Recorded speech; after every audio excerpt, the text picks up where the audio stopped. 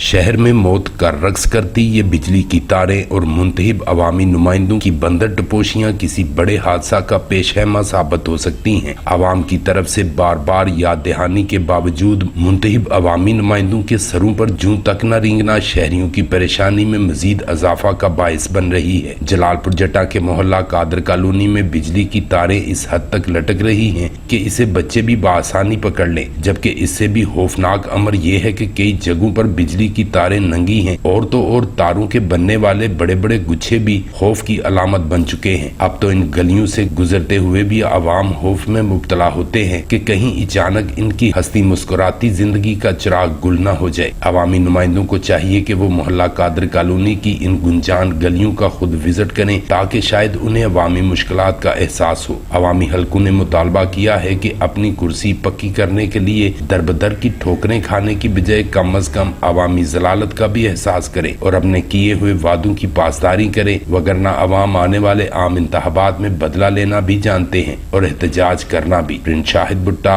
BB1 news, Jalalpur जट्टा।